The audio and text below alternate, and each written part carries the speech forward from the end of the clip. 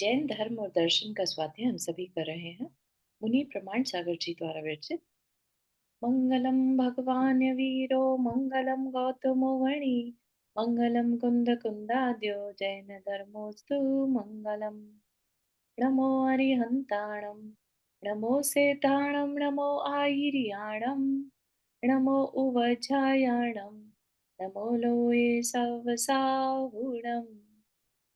पंच परमेष्टि भगवान की जय। अगले 45 मिनट के लिए सभी प्रकार के पापों को त्याग करके सभी नववर्णों का मंत्र पढ़ ले।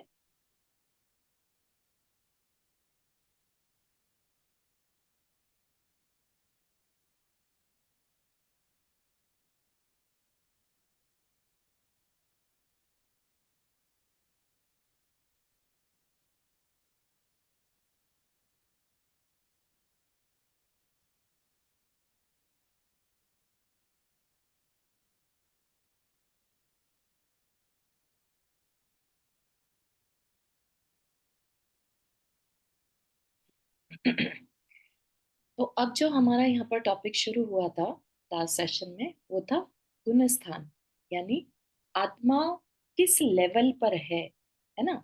हमें आत्मा दिखाई तो नहीं देती है, लेकिन हमारे हाव भाव या हमारे विचार जो हैं, हमें ये आइडिया लगा सकते हैं कि हम मोक्ष मार्ग की किस सीढ़ी पर है ना। हमें 14 सोपान बता दिए थे। आई थिंक किसी ने शायद ग्रुप में शेयर भी किया था एक पिक्चर, है ना, जिसमें सोपान का पिक्चर था। 14 सोपान, यानी हम स्टार्ट करते हैं कहीं से और हमें कहीं पर पहुंचना है। तो जैसे हम कोई भी जर्नी भी करते हैं तो माइलस्टोन होते हैं, तो हमें पता रहता है कि अभी कितना और चलना बाकी है। माइलस्टोन का बहुत ज्यादा महत्व है। इसी तरह से गुण स्थान भी हमें ये बताते हैं कि हमारा सोच कैसा है, हम कहाँ पर हैं और अभी हमें कितना और आगे चलना है। ठीक है। माना कि हमें एज सच पता नहीं चलता है कि हम कौन से गुण स्थान में हैं। मतलब ऐसा भी नहीं है कि नहीं पता चलता है। जैसे अ, मुनि महाराज है ना। मुनि महाराज है, आरिका माता जी है, तो उनको हम देखकर कह सकते हैं हाँ, छठे गुण स्थान में। ठीक है ना। तो उनकी इतनी स्ट्रांग अंदर के भाव हो चुके हैं कि उन्होंने उनके अंदर इस तरह के सब कुछ त्यागने का मन बन चुका है। जबकि जो त्याग है वो मोहनीय कर्म स्ट्रांग होता है तो त्याग नहीं कर पाते। ठीक है ना। तो कर्म की ही एक अवस्थाओं का नाम गुणस्थान कह सकते हैं। ठीक है। कि इस गुणस्थान में किस तरह के कर्मों का उदय चल रहा है, इस तरह के गुणस्थान में किस कर्म का कैसा उदय चल रहा है, ऐसे। ठीक है। और क्योंकि 14वें गुणस्थान के बाद सब कर्म नष्ट हो चुके होते हैं, ठीक है ना, तो इसलिए गुणस्थानों का जो पर्पज है वो मेनली कर्म को लेकर है। ठीक है। तो यहाँ पर बताया भी कि जितनी जितनी कर्म आवरण की घटाएं सघन होती जाती हैं, उतनी उतनी जीव शक्तियों का प्रकाश कम होता जाता है। तथा इसके विपरीत जैसे जैसे कर्म पटल विरल होते हैं, वैसे वैसे आत्मा की शक्ति प्रकट होती जाती है। ठीक है। तो यहाँ पर हमने क्या स्टार्ट किया था कि जैन दर्शन के अनुसार आत्मा में अनंत शक्तियां हैं। ठीक है। अब अनंत शक्तियां हैं तो वो हम सब में क्यों नहीं दिखाई देती, है ना। हम देखते हैं कि चतुर्थ काल के जो मुनिराज हैं बड़ी बड़ी तपस्या कर लिया करते थे। हमसे तो नहीं हो पाती वो सब तपस्या, हमारे में क्षीण सब कुछ है, सहनन है सब कुछ। तो ये सब क्या चल क्या रहा है ना। तो कहा जाता है कि ये सब कर्म के कारण है। कर्म का उदय हमारे इतना स्ट्रांग चल रहा है कि हमारे सहनन भी तो, शरीर का जो सहनन है वह भी तो नाम कर्म की ही प्रकृति है ना। तो हमारे कर्म के उदय के कारण हम इस समय जो करते हैं, हम लेट से लग्जरीज में, उनके उपभोग उपभोग में लगे हैं, या मंदिर में तो हम 1 घंटा बिताते होंगे, बाकी के 23 घंटे हम घर के बाकी चीजों में बिताना पसंद करते हैं। मंदिर से तो जल्दी जल्दी निपटाओ काम, पूजा और घर चलते हैं, ऐसे अंदर से भाव हो सकते हैं, सबके होते होंगे ऐसा नहीं कह रहे हैं, लेकिन हो सकते हैं। ये सब क्या है? ये सब पंचम काल का प्रभाव है, जहाँ अच्छी क्रियाओं में मन कम लगता है और पाप की क्रियाओं में मन ज्यादा लगता है। ठीक है ना? तो हमारे कर्मों का प्रभाव इतना ज्यादा हो जाता है कि वो हमारी आत्मा की अनंत शक्तियों को भी छुपा सकता है, आवरण डाल सकता है। आवरण मतलब कवरिंग, है ना? जैसे कि सूरज क्या होता है? सूरज किस समय पर, जैसे दिन का टाइम है, खूब धूप निकल रही है, लेकिन कुछ ऐसा परिस्थिति बनती है जब सूर्य का प्रकाश भी नहीं दिखाई देता, है ना? क्या होता है? बादल जो होते हैं वो सूर्य के प्रकाश को छुपा देते हैं, राइट? तो ये जिस तरह से सूर्य के प्रकाश को बादल छुपा देते हैं, ऐसे ही हमारी आत्मा की शक्तियों को कर्म छुपा देते हैं। और जितना जितना यहाँ पर जो वर्ड यूज किया ना, पटल पटल, कर्म पटल, विरल विरल मतलब हल्के होना, ठीक है? विरल मतलब पतले बारीक होते जाना। तो कर्म पटल विरल होते हैं। जैसे जैसे बादल, अगर लेट से बहुत घना बादल आता है तो बिल्कुल नहीं दिखता, लेकिन हल्के फुल्के बादल आ जाए तो सूर्य का प्रकाश तो आता रहता है फिर भी, है ना? तो इसी तरह से कर्म अगर अपना प्रभाव कम कर दे तो आत्मा की शक्ति प्रकट होती जाती है। तभी कहा जाता है ना कि तपस्या से रिद्धियां प्राप्त हो जाती हैं। रिद्धियां क्या है? रिद्धियां आत्मा की शक्ति ही है, ठीक है? आत्मा में हम सबके पास वो रिद्धियां पाने की शक्ति है, लेकिन हमारे कर्म के कवरिंग के कारण वो सब शक्तियां ढकी हुई, ठीक है? तो छठे गुण स्थान में जो मुनिराज होते हैं वो ही उन शक्तियों को पाने के अधिकारी होते हैं, ठीक है? तो जीव के परिणामों के उतार चढ़ाव के अनुसार आत्मिक शक्तियों का विकास और ह्रास होता रहता है। यूं तो परिणामों के उतार चढ़ाव की अपेक्षा आत्मिक विकास के आरोहण और अवरोहण के अनंत विकल्प संभव है, ठीक है? क्या कहना चाह रहे हैं? कि परिणाम है, जैसे, है ना, हम कभी भी कुछ भी सोचते हैं तो एक ही कैटेगरी या एक ही क्वालिटी का नहीं सोचते। हमारे अपने खुद के हर दिन के सोच में डिफरेंस आ सकता है, ठीक है ना?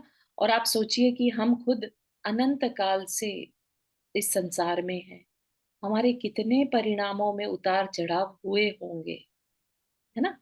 तो क्या कहा कि परिणामों के उतार चढ़ाव की अपेक्षा आत्मिक विकास के आरोहण और अवरोहण, कभी हम अच्छे विचार करते हैं, कभी अच्छे हमारे भाव हो जाते हैं नियम आदि लेने के, कभी ले भी लेते हैं और कभी नहीं भी लेते, राइट? तो आरोहण हो गया जब हम अपना मन बना लें कि हमें व्रत नियम लेने हैं। अवरोहण हो गया जब हमने लिए हुए व्रतों में दोष लगा दिया, ठीक है ना? तो आरोहण अवरोहण के अनंत विकल्प संभव है, ठीक है? अनंत विकल्प, छोटा सा भी हमने बेटर किया पहले दिन से, मतलब व्रत नियम लेने में, तो वो एक एक एक्स्ट्रा विकल्प बन गया। विकल्प मतलब कि एक पॉसिबिलिटी बन गई, परमोटेशन कॉम्बिनेशन जिसे कहते हैं ना। तो वो कह रहे हैं कि परिणामों के उतार चढ़ाव के जो परमोटेशन कॉम्बिनेशन है वो अनंत है।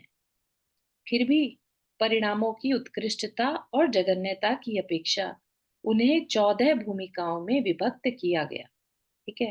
कहने को वो परमोटेशन कॉम्बिनेशन जो है अनंत है, लेकिन फिर भी उनको 14 कैटेगरीज में डिवाइड किया। जैसे ग्रेडिंग सिस्टम है ना? ग्रेडिंग सिस्टम में A B C D E F, 6 categories में डिवाइड कर दिया, लेकिन क्या 6 की 6 में एग्जैक्ट 33% होता है? नहीं, 33 to 50% तक बहुत सारे बच्चों के पॉसिबिलिटीज है। 33.01 और 33.02, ऐसे इतने सारे पॉसिबिलिटीज हैं, है ना? तो कहा कि 14 भूमिकाओं में विभक्त कर दिया, डिवाइड कर दिया, मोटा मोटा, ठीक है? बहुत ही स्थूल लेवल, ठीक है? तो इनके नाम क्या हैं? यहाँ पर सिर्फ नाम बताए हैं, आगे चलकर एक्सप्लेन करेंगे। तो नाम क्या है? मिथ्या दृष्टि, सासाधन, सम्यक मिथ्या दृष्टि, असंयत सम्यक दृष्टि, संयता संयत, प्रमत्त संयत, अप्रमत्त संयत, अपूर्वकरण, अनिवृत्तिकरण, सूक्ष्म सांप्राय, उपशांत मोह, छीन मोह, छीन मोह, वीतराग, छद्मस्त, सयोग केवली, अयोग केवली। ठीक है, तो ये तो नाम है, अपन इनको बहुत सरल तरीके से आगे समझेंगे।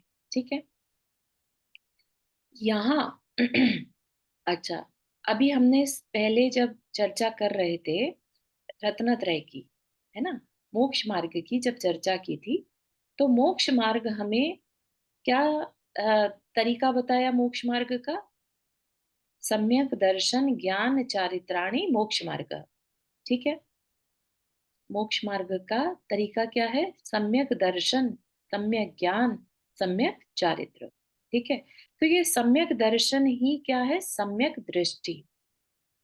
तो सम्यक दृष्टि से मोक्ष मार्ग शुरू होता है। ठीक है, तो इसलिए दो वर्ड याद रखिएगा, मिथ्या दृष्टि और सम्यक दृष्टि। मिथ्या दृष्टि जो सम्यक दृष्टि नहीं है। ठीक है, सम्यक दृष्टि जिसका कि मोक्ष मार्ग अब स्टार्ट हो गया है। ठीक है, उसने मोक्ष मार्ग की तरफ मुंह कर लिया है। छह डाला अगर पढ़ी हो तो उसमें कहता ना, मोक्ष महल की प्रथम सीढ़ी कौन है? सम्यक। ठीक है ना, तो मोक्ष महल की पहली सीढ़ी सम्यक दर्शन है। ठीक, यहाँ सम्यक दृष्टि के साथ लगा असंयत विशेषण। यहाँ पर फोर्थ नंबर पे अगर आप ध्यान दें, असंयत सम्यक दृष्टि। ठीक है, आगे जितने भी हैं ये सब के सब सम्यक दृष्टि ही होते हैं। सिर्फ चतुर्थ के सामने लगाया है इसका ये मतलब नहीं है कि बाकी सब नहीं लगाया तो मिथ्या दृष्टि है, तो नहीं है, नहीं। चौथा के आगे लगाकर ये बता दिया कि अब इसके आगे जितने भी गुणस्थान हैं सब सम्यक दृष्टि ही होते हैं। ठीक है, तो इस तरह से बोलने की भाषा में आ जाता है, इसलिए इसको क्या कहते हैं? अंत दीपक। मतलब कि स्टार्टिंग में बता दिया सम्यक दृष्टि मतलब असंयत सम्यक दृष्टि। ठीक है, मतलब असंयत का मतलब होता है जिसके पास संयम ना हो। ठीक है, और जिसके पास संयम ना हो ऐसा सम्यक दृष्टि। इसके ऊपर के गुण स्थानों से संयम की यात्रा का एक बार बताइए मेरे को, वहाँ अंत दीपक क्या क्या मतलब था इसका अपने? अंत दीपक मतलब प्रकाश। दीपक का काम क्या होता है? प्रकाश डालने वाला, हाँ। है ना। तो अपने से नीचे के सभी गुण स्थानों में असंयत असंयत व्यक्त करता है। क्या है कि यहाँ तक असंयत बताया। ठीक है, हाँ, तो क्या पहले दूसरे तीसरे में भी असंयत होगा? हाँ, हाँ, है ना, चौथे तक। तो अंत हो गया असंयत का। चौथे अच्छा, के बाद असंयम नहीं रहता। ठीक है, ओके, तो अंत हो उसको, गया। हाँ, अंत हो गया, तो इसलिए इस वर्ड को अंत दीपक कहते हैं। ठीक थैंक है, यू। ये सिर्फ टेक्निकल हाँ, भाषा फर्स्ट टाइम है। पढ़ा इसलिए अच्छी हाँ, ठीक है, इसको आप ज्यादा कंफ्यूज नहीं होइएगा, ये सिर्फ टेक्निकल भाषा है। अदरवाइज कहने का मतलब क्या है? असंयत यहीं तक था। ठीक है, असंयत का अंत हो गया, अब इसके आगे सब संयत है। ठीक है, संयत मतलब संयमी। ठीक, सम्यक दृष्टि पद ऊपर के सभी गुण स्थानों में नदी प्रवाह की तरह अनुवृत्ति को प्राप्त है, अर्थात आगे के समस्त गुण स्थान में सम्यक दर्शन पाया जाता है ना। अभी जैसे बता दिया, भले ही यहाँ लिखा नहीं है संयता संयत सम्यक दृष्टि, है ना, क्यों कहना बार बार? बता ही दिया असंयत सम्यक दृष्टि यहाँ पर है, तो आगे के तो होंगे ही होंगे। ठीक है ना, तो इसलिए उनको सिर्फ संयता संयत, प्रमत संयत, अप्रमत संयत, ठीक है, ऐसे बता दिया। अब कह रहे हैं कि छठे गुण स्थान में प्रयुक्त प्रमत्त विशेषण अपने साथ नीचे के सभी गुण स्थानों में प्रमाद के अस्तित्व का द्योतन करता है। उसके साथ उसके आगे जुड़े संयत शब्द से यह सूचित होता है कि ऊपर के सभी गुणस्थान संयतों के ही होते हैं। ठीक है, तो क्या कहा? प्रमत्त। प्रमत्त का मतलब होता है प्रमाद। ठीक है, तो प्रमत्त वर्ड यहाँ पर यूज करने का पर्पस क्या हुआ? इसके नीचे के सब में प्रमाद होता है। ठीक है, तो एक स्टाइल है कि यही नाम क्यों चुने। ठीक है, तो प्रमत्त संयत। संयत मतलब संयम। इससे पहले क्या था? संयमा, संयम। संयत भी है और असंयत भी है। ठीक है ना?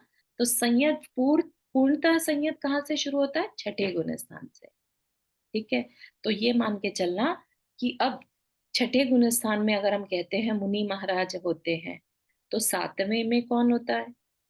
सातवें में भी मुनि महाराज होते हैं। आठवां, नौवां, 10वां, 11वां, 12वां, 13वां और 14वां, ये सब मुनि महाराज ही होते हैं। वो अलग अलग कैटेगरी के मुनि महाराज हो जाएंगे। ठीक है, लेकिन होते सब मुनि महाराज हैं। ठीक है ना? जो केवली हैं वह भी मुनि महाराज है। ठीक है ना? तो उससे पहले जो है असंयत होते हैं, चाहे वो पार्शल क्यों ना हो। पांचवे में पार्शल असंयत होते हैं। ठीक है ना?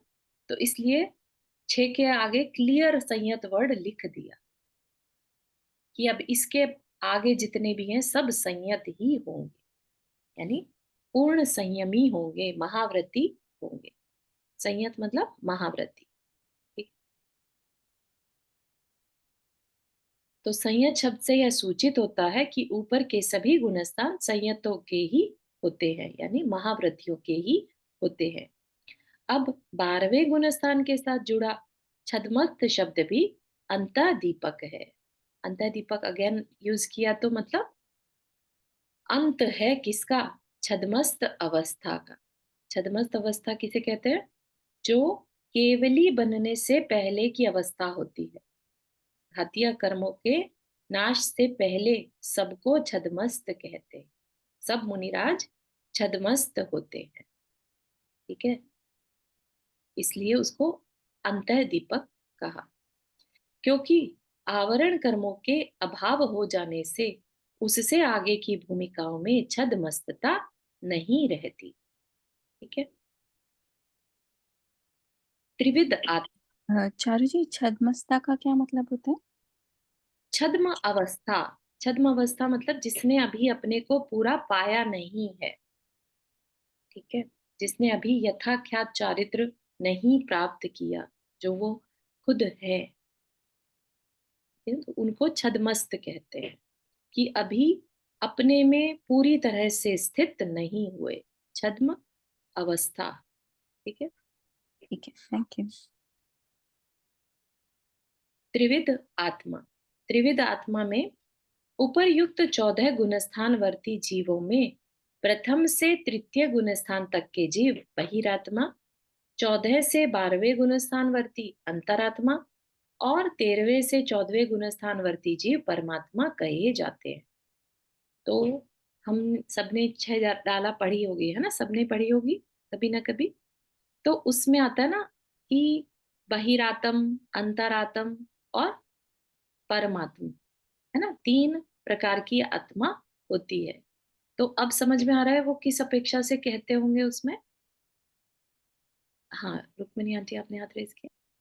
हाँ चारू, तुमने जो छद्मस्त अवस्था बताई, ये कौन से गुण स्थान से शुरू हो जाती है? छद्मस्त अवस्था मुनि महाराज की छठे गुण स्थान से छठे गुण स्थान। 12वें तक। ठीक है, ओके, थैंक यू।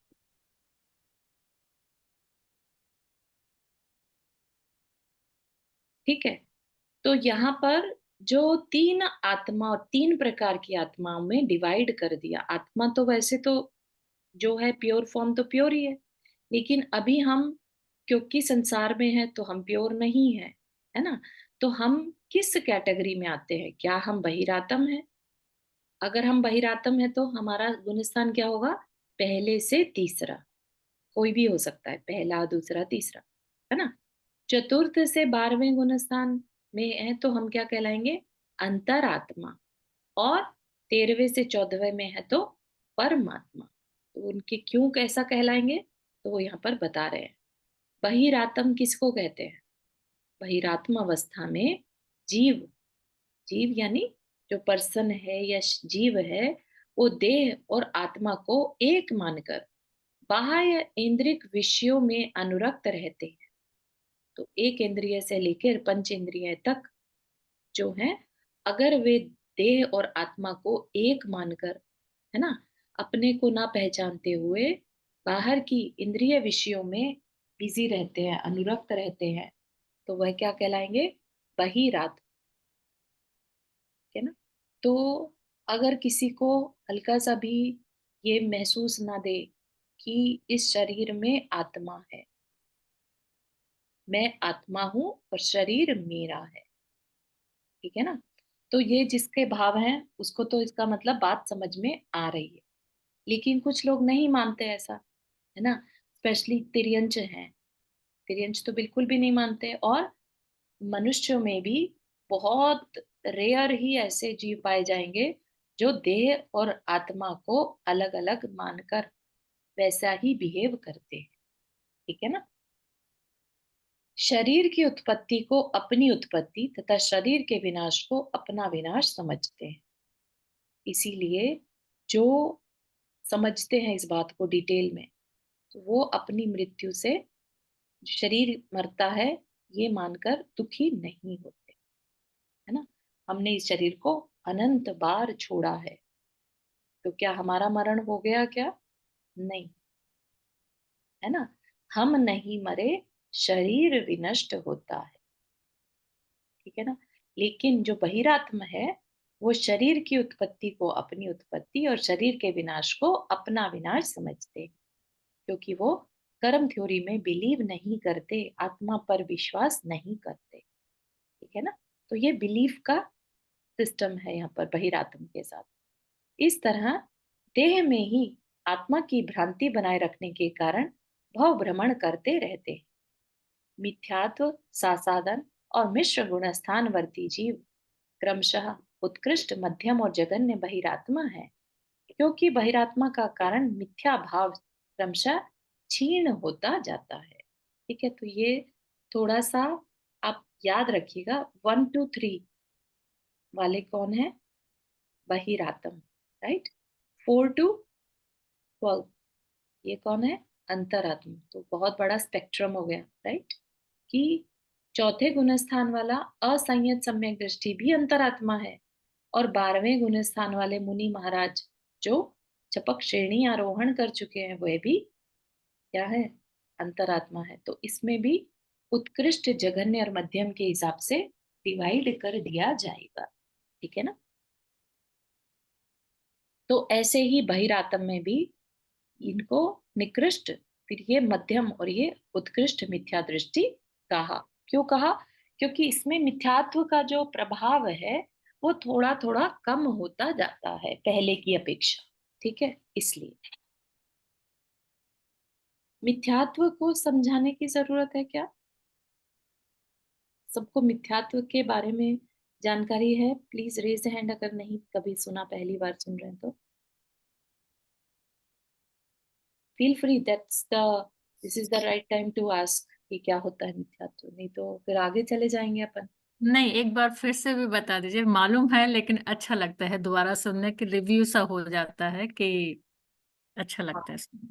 अगर ध्यान हो तो छेडाला में आता है ना, ग्रहित अग्रहित मिथ्यात्व, है ना। तो मिथ्यात्व क्या, जैसा कि अभी बताया, जो है हमारा गलत श्रद्धान, मिथ्या दर्शन। दर्शन यहाँ पर क्या है? श्रद्धान, फेथ, राइट। तो मिथ्या मतलब रॉन्ग, रॉन्ग बिलीफ को मिथ्यात्व कहा, ठीक है। तो एक ही घर में ऐसे लोग होते हैं, कभी नोटिस किया हो, है ना, जो कहते हुए पाए जाएंगे अरे आत्मा आत्मा कुछ नहीं होती, जो है सब यही है। एक है, उसको लगेगा नहीं नहीं ऐसा नहीं है, आत्मा तो कभी नहीं मरती, मैंने पढ़ा था, है ना, मेरे गुरु से समझा था, जो भी कह लीजिए, राइट। लेकिन उसके अंदर ये भाव आ जाते हैं कि नहीं, आत्मा होती है और ये सिर्फ शरीर है, क्योंकि उसने किसी के मरण को देखा, सब रो रहे थे, है ना, शरीर वहीं पड़ा रह गया। तो क्या उस समय जीव भी उसके साथ खत्म हो गया? नहीं, है ना। तो ये ऑब्जर्वेशन जिसके अंदर में आ जाए और जिसने समझ लिया, तो वह अब मिथ्या दृष्टि नहीं कहलाएगा, उसका बिलीफ संभल गया। ठीक है ना? तो मिथ्यात्व, मिथ्या दृष्टि या मिथ्यात्व कहिए, वो कौन हुआ? जिसको कि देह और आत्मा एक लगते हैं, एक मानता। नंदा जी आपने हाथ रेज़ किया। हाँ, आपने मिथ्यात्व को ये भी बताया है कि जो मोक्ष में बिलीव ना करता हो, हाँ, उसको मिथ्यात्व कहते हैं। वो श्रद्धान मतलब करेक्ट। वो सब कुछ आगे चला जाएगा ना, उसके आगे जितना भी मोक्ष का मटेरियल है, वो उसमें बिलीव ही नहीं करेगा। वो कभी उस रास्ते पर नहीं जाएगा, वो क्योंकि उसको वह सम्यक दर्शन ज्ञान चारित्र में ही बिलीव नहीं करता। ठीक है ना? तो फिर मोक्ष 7 तत्व होते हैं, 6 द्रव्य होते हैं, ये सब भी उसको बिलीव नहीं होता। ठीक है ना? तो इसलिए सब कुछ ही उसके लिए तो टोटल वेस्ट है ये सब कुछ। जो मिथ्यात्वी होता है, उसके लिए ये सारी चर्चा वेस्ट हो जाती। ठीक है ठीक ना? है। हाँ, और ग्रहित और अग्रहित जब वर्ड यूज किया, तो कई बार हम जो जिस तरीके से जन्म के साथ ही हम सब जो हैं, ये शरीर मेरा है ना? मैं ऐसा हूँ, मैं वृद्ध, मैं बच्चा, मैं यंग, मैं बूढ़ा, इस तरह के जो भाव आते रहते हैं, है ना? ये सब भी मिथ्यात्व के अंतर्गत आते हैं, अग्रहित मिथ्यात्व। और ग्रहित क्या होता है? जो हम अपनी सोसाइटी में, अपनी फैमिली से ग्रहण कर लेते हैं, वो ग्रहित मिथ्यात्व की। पेड़ की पूजा करने से कर्म कटते हैं, या नदी में नहा लो तो कर्म कटते हैं। ठीक है ना? या किसी पत्थर की पूजा कर लो तो हमारे सारे काम हो जाते हैं। बहुत सारी तरह के मिथ्यात्व, है ना? तो ये सब जो, ये कह लीजिए कि जो सच्चे देवशास्त्र गुरु को ना माने, वो मिथ्यात्वी। रुक्मिणी आंटी आपने हाथ रेज़ किया। हाँ, चारू तुमने एक बार पहले वो जब हम छेड़ाला पढ़ रहे थे ग्रहित अग्रहित में, तो ये नहीं बताया था कि एक तो जन्मजात जो हम अपने सारे विचार लेके आते हैं वो घर के अंदर जो पुराने चल रहे होते हैं वो है, और एक हम नई जो चीज सीखते हैं वो है।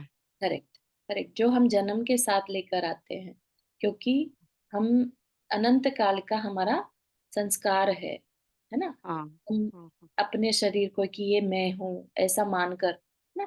तो वह जो जन्म के साथ होता है, जिसको किसी ने सिखाया नहीं है, वो क्या है? अग्रहित। और जो ओके। किसी से सीखा जाता है, वो ग्रहित। वो जो हम अब समझ के लेते हैं, हाँ, जो वो ग्रहित। ठीक है। बिल्कुल, बिल्कुल। थैंक ठीक है ना? तो जो सच्चे देवशास्त्र गुरु वीतरागता में बिलीव ना करे, मोक्ष कुछ होता है उसमें बिलीव ना करे, वह क्या है? मिथ्या दृष्टि। ठीक है? तो बहिरातम का समझ में आ गया। जो सच्चे देवशास्त्र गुरु को ना माने, या मोक्ष कुछ होता है ये ना माने, है ना? भले ही अभी चलो मत, लेकिन मानो तो सही। ठीक है ना? तो मिथ्यात्वी मानता भी नहीं। ठीक है ना? अगर कोई कहता है हाँ मोक्ष होता है, मोक्ष अवस्था होती है ना? लेकिन अभी हम आश्रम में फंसे हैं, पुण्य पाप में फंसे हैं, कर्म बांध रहे हैं, तो ठीक है, एटलीस्ट उसको पता तो है कि 7 तत्व होते हैं, है ना? तो ठीक है, तो ये मिथ्यात्व का थोड़ा-सा एक्सप्लेन किया। अब अंतरात्म, अंतर आत्मा से अंतरात्मा बना, तो जिसने अंतर को पहचान लिया, वह अंतरात्मा। ठीक है? कि मैं कौन हूँ? अंतरात्मा अवस्था में जीव आत्मा और देह की पृथकता को समझकर अंतर्मुखी निरासक्त जीवन जीता हुआ वह बंधन को काटने में जुट जाता है। ठीक है? तो अब तो कई लोगों को ऐसा एकदम से क्लिक होता है, अरे हम तो इस चीज में नहीं लगे हैं, हम तो नहीं अभी ऐसे निरासक्त होकर जीवन जी रहे हैं, हम सब तो आसक्ति के साथ जीते हैं, लेकिन फिर भी हमें पता है कि हाँ ये सब कुछ हमें छोड़ना है। तो जो ऐसे भाव होते हैं जिसमें पता तो है, लेकिन अभी करा कुछ नहीं, तो वो क्या कहलाते हैं? अविरत सम्यक दृष्टि जघन्य अंतरा। ठीक है? और जो निर्विकल्प ध्यान में स्थित है। क्षीण मोह साधक उत्कृष्ट अंतरात्मा कहलाते हैं, जो 12वें गुणस्थान में है, जिनका नियम से मोक्ष जाने वाले हैं, वो क्या कहलाते हैं? उत्कृष्ट अंतरात्मा। उनको परमात्मा क्यों नहीं कह दिया? क्योंकि अभी तक उन्होंने अपने घातिया कर्म को नष्ट नहीं किया।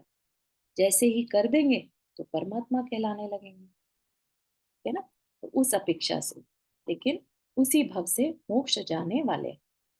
ठीक है, तो बीच के जितने भी हुए वो क्या कहलाएंगे? मध्यम अंतरात्मा कहलाते हैं। ठीक है, तो अंतरात्मा को भी 3 हिस्सों में बांट दिया।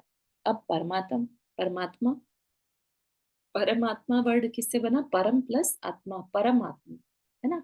जो शिव जीव की परम विशुद्ध दशा है। परम मतलब उत्कृष्ट, बेस्ट, है ना? जो जैसे 100 आउट ऑफ 100 वाली स्थिति जो बन जाती है, वो परम विशुद्ध दशा।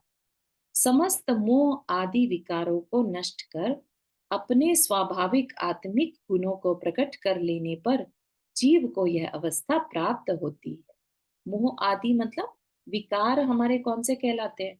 घातिया कर्म जो होते हैं, 8 में से 4 जो घातिया कर्म होते हैं, वो हमारे मेन कारण होते हैं हमें संसार में अटकाने, हमारी आत्मा का घात करने में, है ना? तो जब उन कर्मों को ही हमने नष्ट कर दिया तो क्या होगा? अब हमारी आत्मा के गुण प्रकट हुए बिना नहीं रहे। हमारे आत्मा के वास्तविक गुण जो हैं वो प्रकट हो जाते हैं, इसलिए कहा परमात्मा। तो जिसने अपने वास्तविक गुण प्रकट कर लिए तो वह परमात्मा की अवस्था में पहुंच गया, है ना? वह कौन सा कहलाएगा? तो परमात्मा जीवन मुक्त और देह मुक्त के भेद से 2 प्रकार के होते हैं। जीवन मुक्त और देह मुक्त। जीवन मुक्त हो गया बेसिकली, अब आगे नेक्स्ट लाइफ नहीं है, ठीक है ना? अब संसार से मुक्त होने का समय आ गया। वो हो गए एक टाइप के, और देह मुक्त यानी अब शरीर भी नहीं रहा, ठीक है ना? तो 13वें गुण स्थान में जो अरिहंत होते हैं, केवली होते हैं, उनको क्या कहते हैं? जीवन मुक्त। कि अब इनका ये लास्ट चरम शरीरी जो बोलते हैं ना, दैट इज जीवन मुक्त, ठीक है ना? और 14वें गुण स्थान में देह मुक्त अवस्था को प्राप्त परमात्मा सिद्ध कहलाते हैं, ठीक है? तो सशरीरी और अशरीरी होने के कारण क्रमशः इन्हें सकल परमात्मा और विकल परमात्मा, ठीक है? कल मतलब होता है शरीर, तो सशरीर और शरीर रहित विकल, शरीर रहित परमात्मा कहते हैं। शरीर रहित कौन होते हैं? शरीर रहित सिद्ध, सिद्ध। है ना? शरीर रहित तो सिद्ध ही होते हैं, ठीक है? तो ये आत्मा के 3 प्रकार की अपेक्षा से गुण स्थानों को डिवाइड किया तो वो बताया, ठीक है? उपयुक्त एक बार फिर से 14 बताइए 3, एक बार फिर से बताइए जीवात्मा के 3 क्या है? 3 बताए एक थे तो ना, पहला किस गुण बहिरात्मा, स्थान में गया? बहिरात्मा, अंतरात्मा हाँ और वो तो हाँ, नहीं परमात्मा में परमात्मा में 2 ही जीव प्रकार, 2 ही हुए। 2 अच्छा है ना? सकल और निकल, या सशरीर अशरीर, ओके। ठीक है? 14 उपर्युक्त 14 भूमिकाओं में प्रथम भूमिका जीव की निकृष्टतम दशा है। निकृष्ट कह रहे हैं, जीव तुम मनुष्य भी बने और पहले गुण स्थान में ही पड़े रहे, तो क्या है? वो हमारी निकृष्ट दशा है। सभी संसारी जीव अनादिकाल से इसी दशा में। इस भूमिका में आत्मिक शक्तियों का प्रकाश अत्यंत मंद होता है। बढ़ते बढ़ते 14वें गुण स्थान में पहुंचकर आत्मा अपनी शुद्ध अवस्था को पूर्ण रूप से अभिव्यक्त कर लेता है, ठीक है? तो यहाँ पर जो वर्ड है ना, सभी संसारी जीव, सभी तो नहीं कहेंगे, बहुत ही छोटा परसेंटेज जो है उसमें सम्यक दृष्टि का होता है, जो जन्म से ही सम्यक दृष्टि है ना? क्योंकि उनका परसेंटेज ना के बराबर है, इसलिए सभी संसारी कह दिया, ठीक है? जैन दर्शन के अनुसार आत्मा के गुणों को आवृत करने वाले कर्मों में मोह कर्म ही प्रधान है। जो मोहनीय कर्म है ना, वही सबसे स्ट्रॉन्ग कर्म होता है हमारी आत्मा के, हमारे गुणों को ढकने में, है ना। इसकी तीव्रता और मंदता पर ही अन्य आवरणों की तीव्रता मंदता होती है। तो इवन अगर हमारा मोहनीय कर्म स्ट्रांग है तो ज्ञानावर्णीय भी स्ट्रांग होगा। कहते हैं ना, कषाय मंद है तो बात समझ में आती है, कषाय तीव्र हो तो कितना भी कोई ज्ञान की बातें कर रहा हो बात समझ में नहीं आएगी। ठीक है ना। तो मोहनीय कर्म के कारण हमारे अन्य कर्म का जो इफेक्ट है वह भी स्ट्रांग हो जाता है, वो भी अपना प्रभाव तीव्र दिखाने लगते हैं। ठीक है ना। इसी कारण से मोहनीय कर्मों की तीव्रता मंदता के आधार पर ही गुण स्थानों का विवेचन किया गया है। ठीक है ना। तो ये बहुत बड़ी बात है कि इतना स्ट्रांग होना किसी कर्म का कि 14 के 14 गुण स्थान मोहनीय कर्म के आधार पर है। कैसे? तो दर्शन मोहनीय कर्म से ही, जब दर्शन मोहनीय कर्म का क्षय या उपशम होता है तब सम्यक दर्शन प्रकट होता। ठीक है ना। तो यहाँ पर नाम क्या दिया था? सम्यक दर्शन, सम्यक दृष्टि, है ना। तो सब जो कैलकुलेशन है सब की सब मोहनीय कर्म के आधार पर है। हार्ड तो नहीं लग रहा है? कर्म की विवेचना सबने सुनी हुई है। 8 कर्म कौन से होते हैं? अम, मोहिनी कर्म आयु ज्ञानावर्णीय, मोहनीय, ज्ञान ज्ञानावरण, दर्शनावरण, मोहनीय, वेदनीय, आयु, नाम, नाम, गोत्र, अंतराय। हाँ गोत्र, हाँ, अंतराल। बिल्कुल सही। तो बाकी सबको भी इस चीज का आइडिया है 8 कर्मों के बारे में, वेद है ना। एक बार समराइज करेंगे क्या? हाँ, नहीं अभी जो अब बताया है ना, 8 कर्मों के नाम बताए हैं, राइट। नाम में क्या आ जाएगा? ज्ञानावर्णीय, जो ज्ञान पर आवरण डाले, है ना। दर्शनावर्णीय, जो हमारे दर्शन पर यानी देखने की शक्ति, जानने की शक्ति पर आवरण डाले। ठीक है।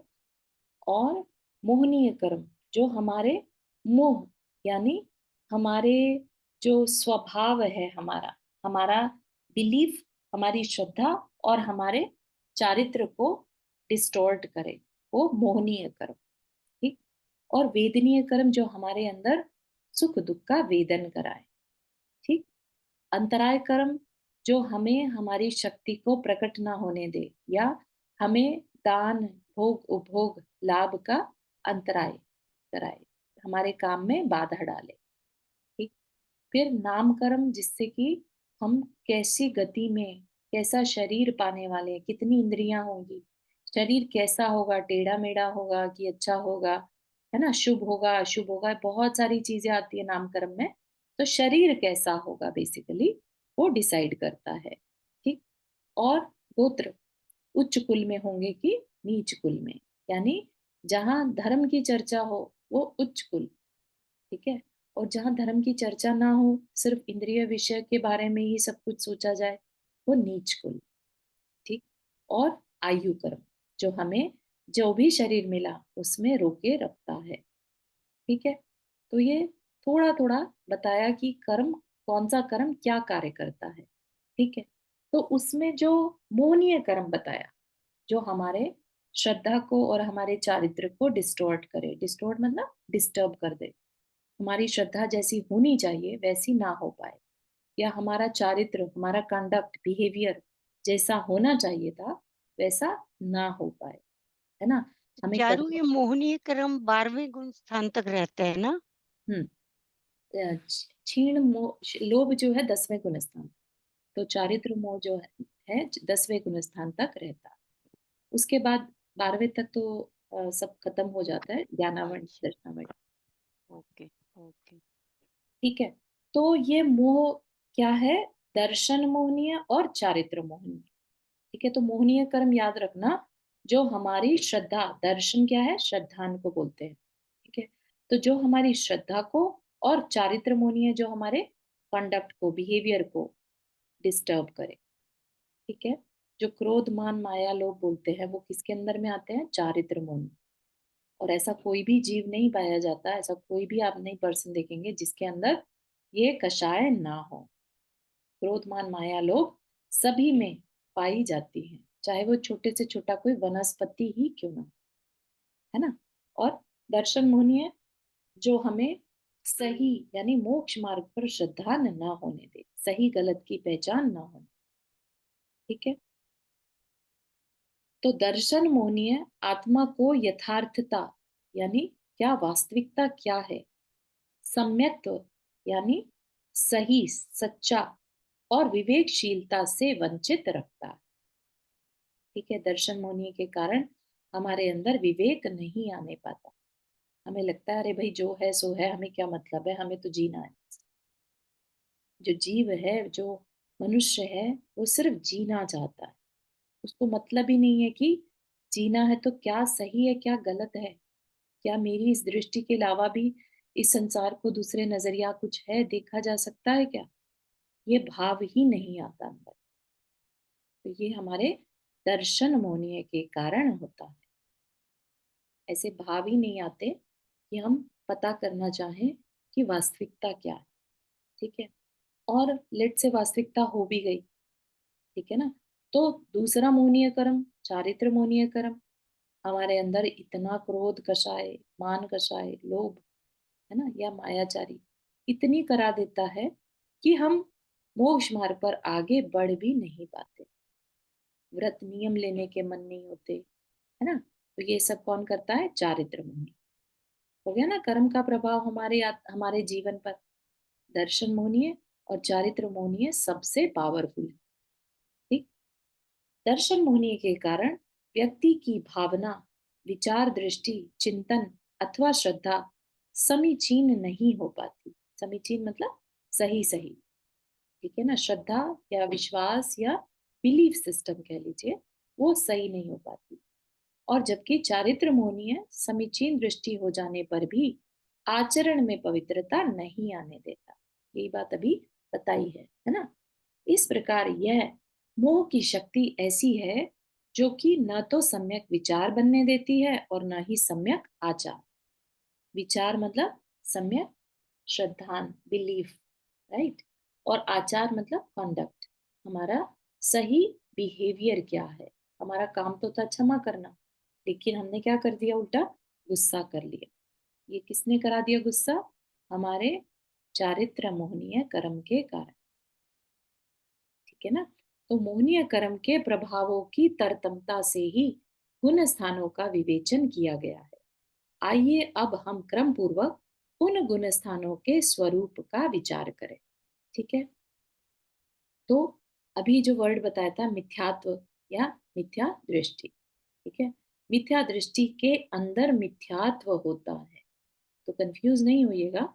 मिथ्यात्व वर्ड यूज किया था अभी थोड़ी देर पहले तो, और अभी मिथ्या दृष्टि बोल रहा है। तो मिथ्या दृष्टि एक पर्सन की क्वालिटी है, राइट, उसका एडजेक्टिव है। और मिथ्यात्व उसका फर्दर उसका गुण है। ठीक है। तो मिथ्या दृष्टि एक्चुअली नाउन हो गया और मिथ्यात्व उसका एडजेक्टिव हो गया। ठीक है। यह आत्मा की अधम अधस्तम अवस्था है। अधस्तम मतलब सबसे निचली अवस्था। इस अवस्था वाले जीव की दृष्टि मिथ्या अर्थात असत्य होती है, अतः इसे मिथ्या दृष्टि कहते हैं। ये अज्ञान में जीते हैं। इनमें सत्य असत्य का विवेक नहीं होता। सत्य क्या है ना, ऐसा अंदर में क्वेरी भी नहीं आती, है ना। क्यों तीर्थंकर भगवान ने सब कुछ छोड़ दिया, ऐसा विचार नहीं आता। बस मंदिर गए तो मुझे सब कुछ मिल जाए, मेरी लाइफ जो है ना बहुत अच्छे से चल जाए। मोस्टली लोगों का ये विचार रहता है। ये नहीं रहता कि भगवान ने सब कुछ छोड़ा तो क्यों छोड़ा होगा, उनकी अवस्था वीतरागी है नहीं है, कोई विचार नहीं रहता। क्या है? इनमें सत्य असत्य का विवेक नहीं होता। ऐसे जीव देह, स्त्री, पुत्र आदि बाह्य पदार्थों में अनुरक्त रहते हैं। अर्थ यानी पैसे को ही जीवन का वास्तविक आधार मानते हैं, विषय कषायों में लिप्त रहते हैं, विषय कषाय मतलब इंद्रिय विषयों में लिप्त रहते हैं तथा अपने आत्म स्वभाव से दूर रहते हैं। हमारी आत्मा का रियल स्वभाव क्या है ना? जो 10 लक्षण पर्व होते हैं ना, 10 धर्म, वो हमारी आत्मा के वास्तविक धर्म है ना? तो जो हम 10 लक्षण पर्व मनाते हैं, तो हम बहुत ध्यान से उन धर्मों को समझें, वो हमारी आत्मा के गुण हैं। तो जब हम आत्मा के गुणों को समझते हैं, तो हमें फिर आत्मा को उस स्वभाव में पहुंचाने का मन भी होता है, ठीक है ना? तो पहले जानेंगे तभी उसको पाने की कोशिश करेंगे। लेकिन जो मिथ्या दृष्टि है, वो अपने आत्म स्वभाव से दूर रहते, मतलब कि उसको जानने तक का मन नहीं होता। इनका मन अंधविश्वासों से भरा रहता है। धर्म के क्षेत्र में प्रायः रूढ़िवादी दृष्टिकोण बनाए रहते हैं ना। तो आई डोंट थिंक आज पूरा हो पाएगा, ठीक है। धर्म के क्षेत्र में प्रायः रूढ़िवादी दृष्टिकोण बनाए रखते हैं। रूढ़िवादी मतलब जो बस कह दिया किसी ने, रूढ़ी होता है मूर्खता, है ना? तो जिसने जो कह दिया बस उसे मान लिया, रूढ़िवादी। उसमें क्या लॉजिक है, क्यों करना, इसमें कहीं हमारा मिथ्यात्व का पोषण तो नहीं हो रहा, कोई मतलब नहीं है, बस कर रहे हैं, उसने किया तो हमने भी किया, ऐसा, ठीक है ना? तो रूढ़िवादी दृष्टिकोण बनाए रखते हैं, ठीक है। तो यहाँ तक के किसी को कुछ पूछना है?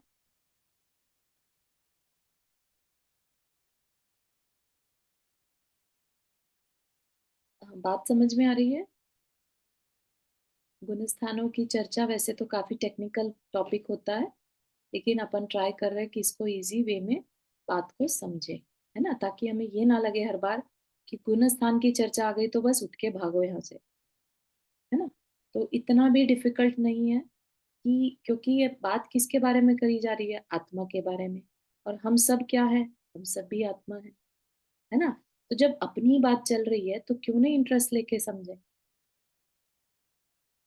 ठीक है ना? तो अपनी हो सकता है उससे थोड़ी बहुत पहचान ही हो जाए, भले ही हम कर ना पाए, लेकिन जितना सुनेंगे उतना हमें अपने बारे में समझ आएगा कि हम कहाँ तक पहुंच सकते हैं, एटलीस्ट वो पता चलेगा, है ना?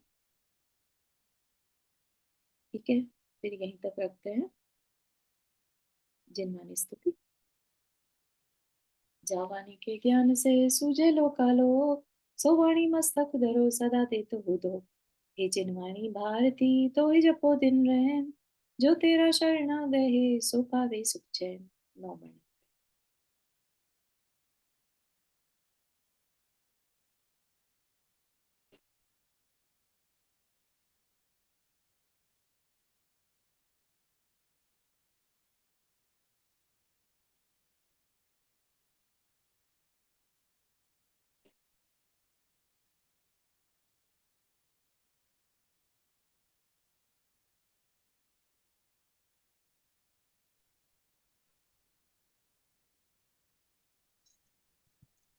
सभी को जय जिनेन्द्र। जय जिनेन्द्र। जय जिनेन्द्र सभी को। सभी को। जय जिनेन्द्र सबको। सभी को।